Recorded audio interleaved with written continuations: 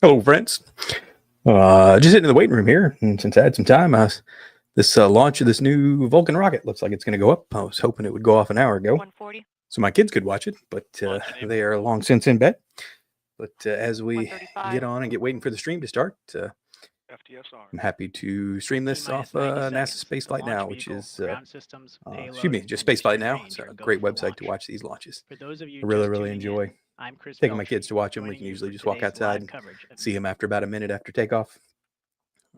Really looking forward to one day trying to get down to Cape Canaveral and actually see a launch in person. We tried it this past year, staying at Holiday Inn Club Cape Canaveral, but unfortunately, it's that 1 week. What are the odds? The 1 week that T-minus 1 minute and counting. SpaceX has been grounded in its entirety. So it was super awesome there. But we'll see this one on video, and you guys can tune in, even though we're a few minutes early. Check out this launch here, and then we'll get started with the live stream here in about 4 minutes. I'll be right back. 34. 30. EE4 start box, go.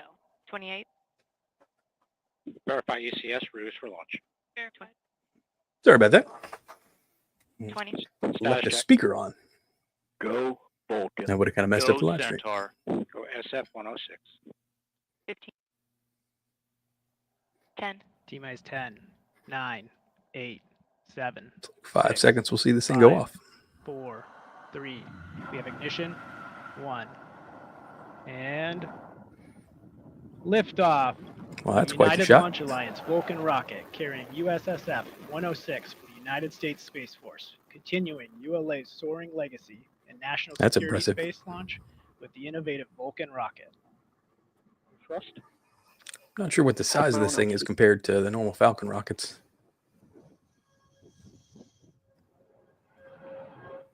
Complete our pitch and yaw program. Body rates turn to 0. Definitely more impressive at night, that's for sure. P's gone to closed loop control.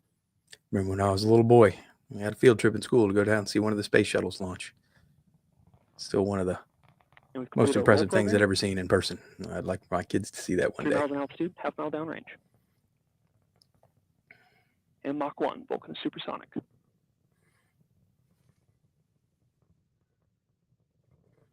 Vehicle's traveling at 1,500 miles per hour, right down the center of the range track. Be sure to trim this out of the actual live stream when we repost it. Max Q, maximum dynamic pressure. Engine parameters continue to look good. Hydraulics good.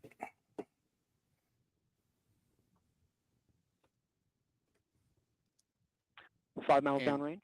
You were hearing Daniel Brunson provide Hello. launch vehicle. Thanks for tuning in. We started a little bit early. I was watching this rocket launch that just went off. About a minute and a half into flight. So I was mentioning it's a little bit behind its schedule. I was actually hoping to take my kids out, take a look at it, so we can usually see it at about a minute after takeoff.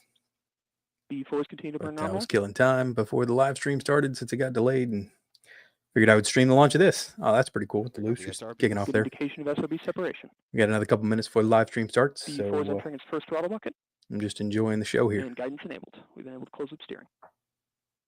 At this point in We flight, just heard Vulcan is now half confirmation of solid rocket booster jettison. These 4 motors augmented the thrust of the main vehicle engines at liftoff, giving the Vulcan rocket an extra boost on its journey to geosynchronous orbit. A little more than 2 minutes into flight now. Coming up next will be Pretty impressive. cutoff, the conclusion of the burn of those BE4 engines. So can't believe cameras can track that stuff just that far away. For the 5-minute mark in this mission. That'll be followed quickly by stage separation and then the ignition of the RL-10 engines on the Centaur upper stage. All right, well, congratulations on ULA launching a new nearly 5.5 minutes rocket. into flight. That is pretty cool. Still got a couple more minutes, so I will switch back. 34 miles in altitude, approaching 4,000 miles per hour.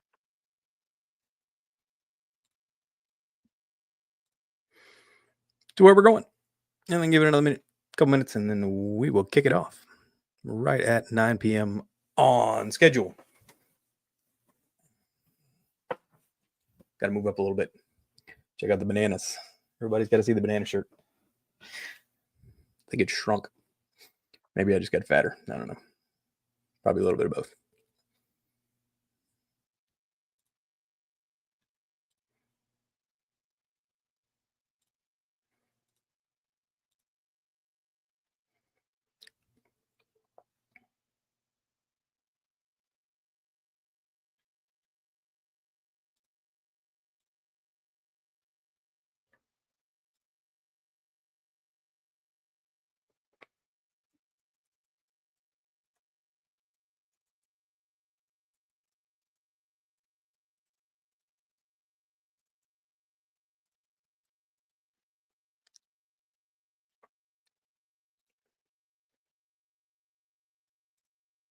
Hello, hello. Sorry, I was just typing a little update there. Thank you very much for tuning in. We're at 9 o'clock, and it is Timeshare Recap Tuesday. We're starting on time on a Tuesday. That's, I believe, 2 weeks in a row. What are the odds? So it looks like this Tuesday thing is going to work out. I appreciate all of you for tuning in, spending another few minutes of your what's probably a usually busy Tuesday evening. But I'm again humbled that anyone is willing to spend their time on the internet with all of the vast or countless sources of entertainment that you choose to come stare at me and listen to me chit chat about timeshares over the next 30 to 45 minutes or an hour, depending on how long we go with all this. So without further ado, again, want to thank everyone who's tuned in. This is Timeshare Recap Tuesday for week 32, 2025. And we're going to cover 4 awesome topics that were listed in the newsletter that timeshare owners found interesting, or I found interesting, and timeshare owners as well. Over the past week, we're going to talk about and get my opinion on them just off the cuff, on chit chat, and hopefully have some interactive communication, questions, Q&A, anything you guys want to ask. I'm here for it. So to get things started, the very first post that caught my attention over the week was, again, something we had like last week, when allows people to ask questions about what their favorite kind of diamond in the rough or off the cuff resort is. And this one in particular is, what are your favorite RCI properties? They're looking for fun, new locations to explore. So I'm sure everyone has their favorites of the known resorts, stuff that are perennial, either tough to exchange into or high dollar to rentals or stuff like that. But what we're looking for are what can I realistically find in RCI last minute, in this case, getaway or not getaway, that's RCI last call. Something is available for super cheap, or you can always get it for a trade, or you can always get it as a rental. And so you're looking for things for, don't really want to go to Pacific Northwest, don't really want to Caribbean, want something that you could probably drive to. You can save the cost of flights, something in the continental United States within a few hours of where their home happens to be. But they listed some of their favorites. Quarter House in New Orleans, also La Belle Maison, 2 wonderful places, as New Orleans is obviously what we would consider a very, very high traffic area in terms of vacation travelers. Smuggler's Notch, that's a perennial known resort that people love to visit. Bonnet Creek in Orlando, that's another giant resort that is absolutely readily available for rent, as well as being available for exchange. And if you're a Wyndham owner, can certainly reserve time in there almost at will. It's just an absolutely gargantuan resort. So all of these are the ones that, although I have not heard of Umbrella Beach Resort, I've heard of it. I've obviously never stayed there and don't know very much about it. But these are the ones that the person visits on a regular basis, and they're looking for some other suggestions that kind of fit these bills, or stuff that they could get at any time if they just wanted to, look over the next month and hop in the car or take a nice vacation for a discount price. And then there were some pretty awesome suggestions. I did notice that probably most common suggestions was stuff in the DC area or the northeast of the United States. Hilton District Club in DC, National Harbor in Maryland. Obviously, there's stuff to do when you're in DC. There's just and I don't want to call it a tourist trap, because that certainly doesn't fit that bill. But in terms of things to see, you could fill a month with things to do in DC, with all the museums and the historical monuments and stuff like that, that you're absolute must sees. And you could probably poll 100 people on what's a must see thing, or what are your top 5 must see things in DC while you're visiting there, and probably get 100 different answers, although many of them would overlap. But there's just so much to do in that area. So for a last minute getaway or a place to take a family, especially one where you're looking for historical or educational, remembering things. You don't want to go to the beach. You don't want to just lay around all day. Although I admit I do love that kind of vacation. These northeast areas, Salt Lake City, going to Yellowstone. Obviously, that's on the other end of the spectrum when you actually want to see stuff that you watch on TV. That sort of picturesque, majestic, postcard-ish landscape that you can only find in out west in the United States or in the Pacific Northwest. I personally have not been up to the Yellowstone area, although I certainly have been out to the Grand Canyon National Parks, and that stuff is just mind-blowing and mesmerizing, and you can see why everyone has something like that on their bucket list. But I do have a friend who actually, I don't know how many of y'all have that or seen that, but they buy those Sprinter vans, the large 4-wheel drive Mercedes or Dodge vans, very, very tall, and they customize them out inside to be, mobile campers, for lack of a better word. Just better gas mileage. You can fit to better locations, and you can live out of it. It's just 1 or 2 people. And so he has toured the entire United States in something like that, driving from Jacksonville all the way to the Pacific Northwest and even to Alaska. Another family that sold their home.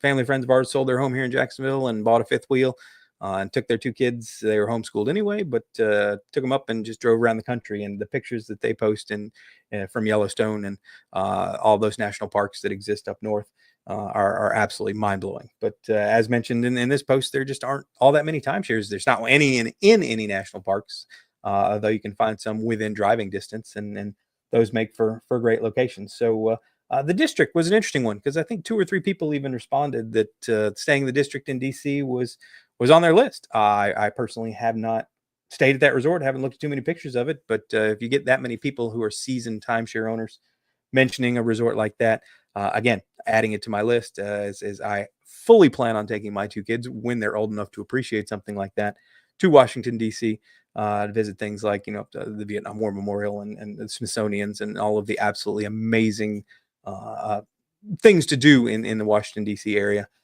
to, show this nation's history, or the world's history for that matter. And so that is hopefully that suggestions like these will anyone who hasn't visited that area, or anyone who wants to visit it again, sees these suggestions and see these comments and uses that to make a great vacation or a great exchange with their timeshare. Is that's what Timeshare Users Group is all about. So as you go through this, you see this post, the link's in below. Go through Regal Vistas Massanutten. That's a great question. How do you pronounce Massanutten? I say Massanutten. I've heard other people say Massanutten. I personally don't know. I've never been to the resort and heard anybody talk about it. So if anyone has the correct way to say Massanutten or Massanutten, I guess potato, tomato, tomato. Everyone knows what you're talking about. But this is just a resort that is almost always suggested when someone starts going about that area and all of the things you can do in that area. And the fact that it's so large, and there's so many different phases, and there's so many rentals available, and there's so many resales available at these resorts, for it to be such a popular resort is really no surprise. Other options, things to do in Massanutten. Look at that. Go-karts, bumper cars, live bands, indoor and outdoor water park, fishing, canoeing, water tubing, carriage rides, comedy club on Tuesday, bingo on Thursdays. Who doesn't love bingo? Magic shows on Tuesday. Magic shows, awesome. Wine down Wednesdays with tapas in the mountain. I'm thinking that's probably not kid friendly. Half price arcades on Thursdays. That would be kid friendly. Filet night, horseback riding, wine tasting, multiple arts and crafts. I personally am more interested in activities I can do at the resort right now versus the picturesque landscape stuff to visit. It's mostly because I have 2 small kids, and I required to have something to entertain them or keep them occupied so that they don't burn the place down. Basically to all of their waking hours. So when I see a resort that just has an absolute litany of activities to do, then I'm all in. That's what I'm looking for. So there are certainly timeshare owners that want they go for the destination, and then there are timeshare owners that go for the activities and the memories that they can make visiting or doing things with their family that they probably couldn't do at home. So check out this thread. Chime in if you've got an off the beaten path resort within RCI, or you got something that you regularly either see in a last call or exchange or rental that is just dirt cheap, and you absolutely have a wonderful time staying there each and every time. Post it up in this thread, share that information so that other owners can enjoy that kind of destination. Going on to topic number 2. Thanks, Tug. I know we do get this from time to time. Again, the other reason why Tug exists is sharing information. More often than not just sharing information on a resort or a location or a destination, but sharing information about the scams that litter this industry. This particular poster got a too good to be true offer from a random company that contacted them and told them that they could sell or rent or otherwise whatever the pitch happened to be, something with their timeshare that sounded amazing and was going to result in a lot of money coming their way if they just paid them a large upfront fee. And so as many people, their spidey senses are raised, or the hairs on the back of their neck stand up, and But many times, they don't find tug or ignore that because, and this is why these scams are so effective, the allure of a big payday down the road just kind of overrides common sense in some situations. And we're very, very thankful that this particular owner not only noticed something on the Hilton Grand Vacations Club website about scams like this, but was able to find tug and do the research and confirm what they probably already knew, that anyone who contacts you out of the blue with an offer to buy, sell, rent, cancel, whatever your timeshare, if it sounds too good to be true, it is.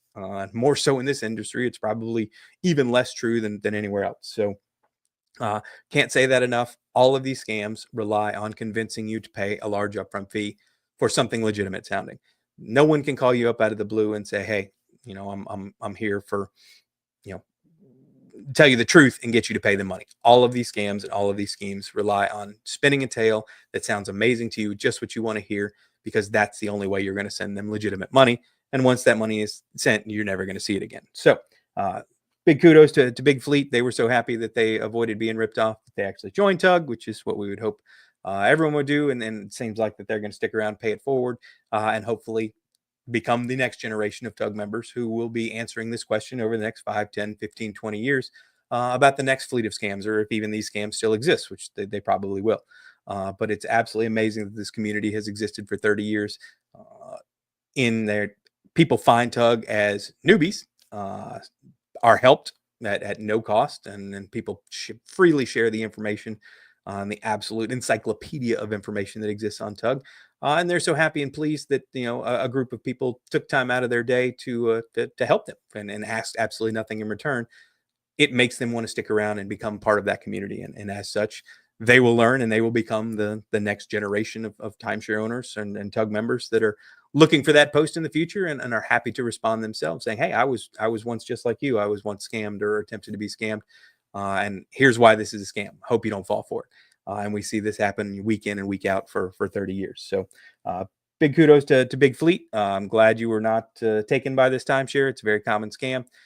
Glad you decided to stick around and join Tug, and we hope that you enjoy many, many years of wonderful family vacations and are able to avoid any scam that comes your way in the future now that you're a Tug member. So thank you so much, and kudos to joining the group, and hopefully you become a happy and plucky, lucky Tug member for years to come. Going on to topic 3. Marriott destination escapes. Lots to choose from for the next couple months. Last week, the discount was Hilton. This week, apparently the discount, Marriott saw how popular the Hilton discounts were, and they decided to do it themselves.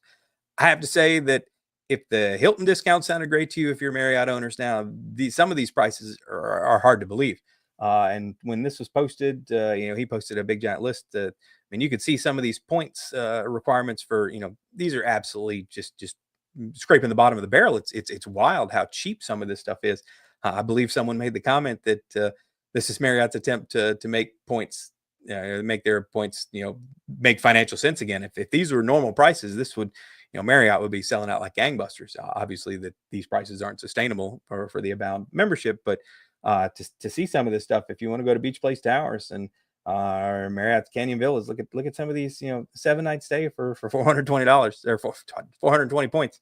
I don't know what the usual state is, and I'm sure there are blackout dates, and I'm sure that there's, you can't do everything, and it's not going to be just a giant list. But if you can make some of these work, or if you are flexible in your travel arrangements, and doesn't matter what week you go over the next 8 weeks, as long as you can go there.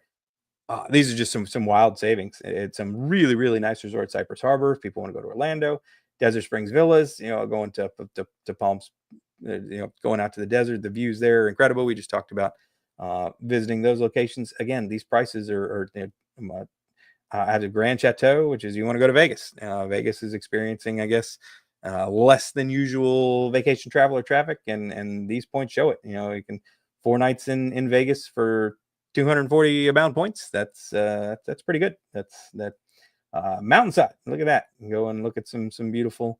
Going to stay at Ocean Point. This is a perennial favorite on Tug. There are just so many people that so many owners at Ocean Point. It's got its own thread that those owners can chime in and chat, and that's been going on for years now. It's an absolutely massive source of information for Ocean Point owners. But again, I don't know if any of the owners are in the chat or will see this, but some of these point offerings are pretty wild. So if you're a Marriott Abound owner and you're looking for something to do in August or September, log into your account and check out some of these discounts, because I guarantee you that many of you, especially if you got points left over that you can't use, didn't want to roll over, this is a great way to use just to kind of a hanging chad worth of points that you may have in your system. Or if you're an owner that only happens to have 1,000 bound points and you just bought it one of those hybrid packages or something, man, you can get some really great stays for something that you would probably have to roll over to 2,000 points in order to make a reservation for the year after that. So kudos to who posted this. I want to give them credit on the stream. Kudos to Sale 27 Bill for posting this and making a great breakdown of all of it. Man, that's I already saw a number of people in the thread took advantage of that. It's not, I don't know if Marriott's advertising this. I didn't see an email, and I'm a Marriott owner. So, if this is just something you got to dig into on the Marriott website to find this can an absolute bargain for some people to reserve some of these weeks or some of these short stays at these resorts for a really, really small amount of Abound points. And moving on to topic 4. It seems like that every single week we get roped into the discussion of the cloud that is surrounding the closing or discontinuation, or whatever the term anybody wants to use, of up to I want to say a number, up to 20 Wyndham timeshare resorts at the end of this year. We have had obviously this thread tracks confirmations or rumors versus confirmations and what we got going there. The biggest news of this particular past week is that there was an official vote at Wyndham Orlando International Resort to proceed with Chapter 11 bankruptcy, and this resort, for all intents and purposes, appears to be on the chopping block to be sold. So there's this resort to answer the question of whether it's just going to be removed from the Wyndham system, or if this resort is actually going to close down or be sold off to another entity. That appears to be answered for Club Wyndham Orlando International Resort, where the board did conduct the vote and voted to proceed with bankruptcy for that resort in preparation to sell it to a third party or make it up for auction. I don't know. They did not release the terms of the sale, but all the fingers are pointing to that. And this resort is no longer going to operate as not only a Wyndham timeshare, but probably a timeshare at all at the end of the year. So certainly sad news for Club Wyndham Orlando International owners.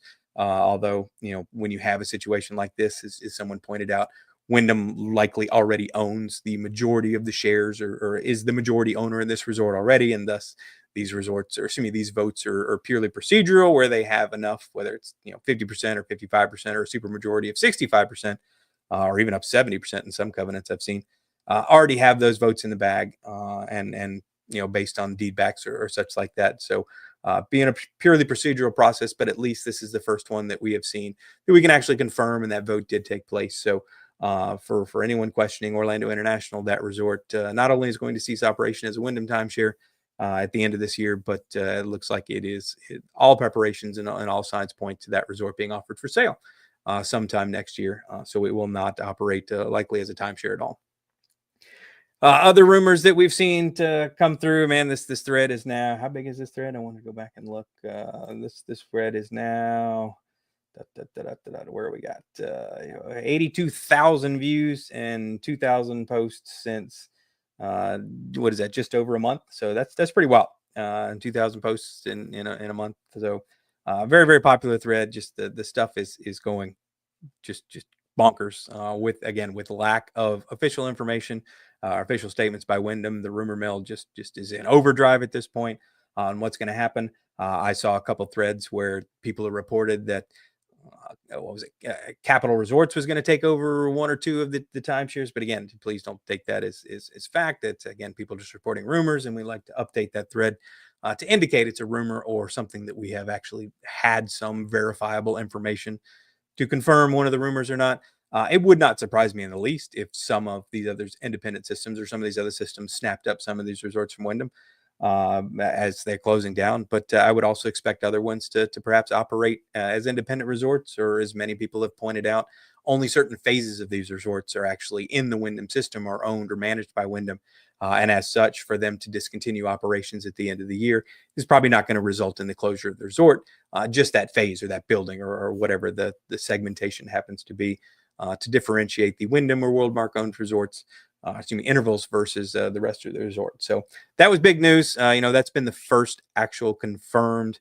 Everyone kind of senses it. Everyone can see the writing on the wall. But we've all, it seems a week in and week out we go through and just assume that, hey, this is going to be the last week. We're not going to hear anything from Wyndham at least. And again, another week has gone by where we haven't had any official notification or an official announcement. But this particular resort, at least, when you hold a meeting like that and you have an official vote, there are minutes and all that stuff. It has to be recorded and has to be kept on file. So for those owners to be notified of the vote and actually asked to participate in the vote, to confirm that was fairly easy. So definitely disappointing news. But that is indeed, we mentioned at the beginning that, when all this started, it was Wyndham is closing 20 resorts, and which was just a wild speculation and a wild claim. And that's why this whole rumor mill just took off the way it did. We certainly have seen that not all of them are closing. Not all of them are shutting down operations at Timeshare. But this one, unfortunately, does look like it is being confirmed that this one is going to close and no longer, be sold to another entity, whether that they continue that operation as a timeshare or, convert it into something else, condos or similar, which seems to be very popular for older aging resorts, especially in the locations that they happen to be in. Or they just bulldoze to the ground and build something else and build another theme park in Orlando because they don't have enough of those. So, that was the update for Wyndham, and I'm sure that we talk next week. There'll be another update that we can talk about for Wyndham International, or excuse me, for this particular list of timeshares closing. But that covers all 4 of the items that we had. Actually went pretty easy today. We're only 27 minutes in, and the first few minutes we were watching rocket launch. So I see their number. A couple more people came in. Trouble converting a timeshare to condo. Is there no storage? I mean, like in terms of you can't live there. The storage in the room, meaning that I fully believe you that you don't have any place to keep your stuff other than the closets there.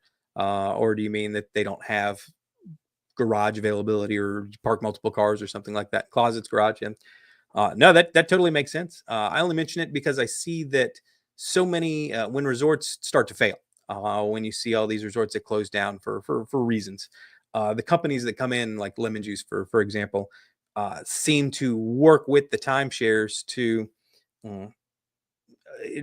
find a new. Obviously, it needs to close the resort down or close a phase of it down to convert it to something that obviously makes more money than the timeshare, since the timeshare is not working out.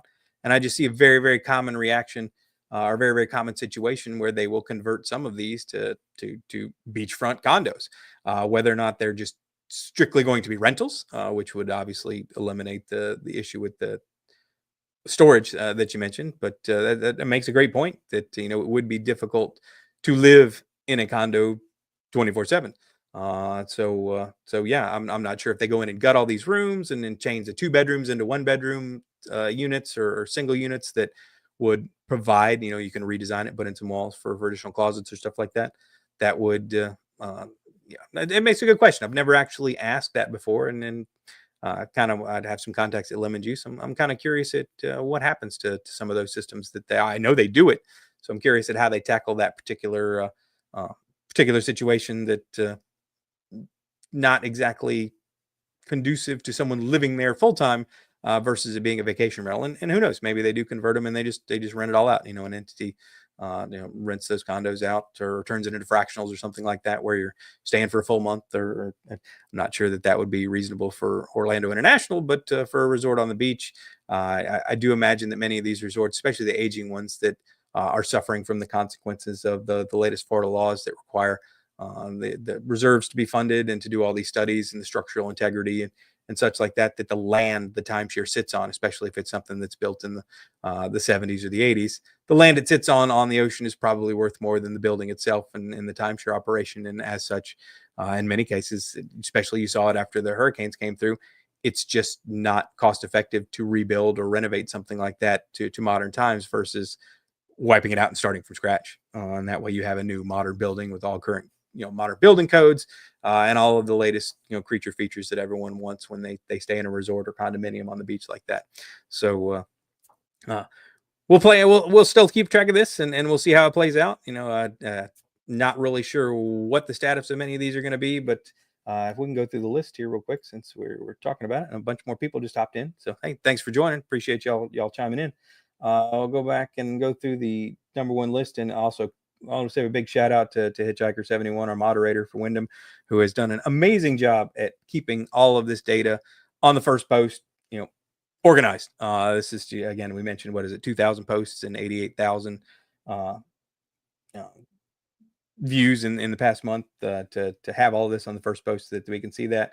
The other resorts in question, Wyndham Bentley Brook, back channel source firsthand knowledge. That why can't I see that? Why is that not scrolling? I guess I can't quite scroll over for that. It's annoying.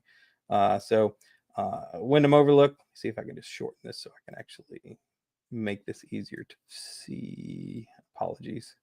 Why is that just? I don't know why that's all the way over there. I think I'm just missing a part of the page that's not letting me scroll down. Oh well. Fairfield Bay, Branson Falls, Star Island, Ocean Ridge, Escondido, and Fairfield Mountains. So, because it's that's why it isn't. So he's got it scrolled over here. So you can see the list of the options of what's going on.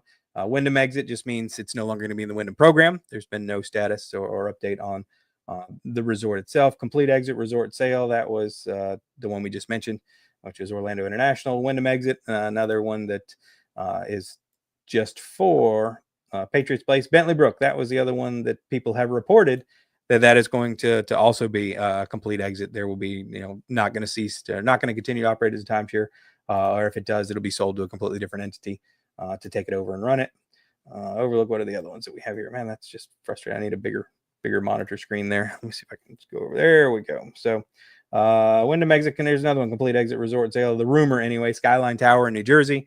I'm just going through the ones that have been rumored that they're going to be completely consolidation, and Wyndham exit. So yes, only 2 or 3 that we've had confirmation that are just going to completely sold off or no longer function as timeshares.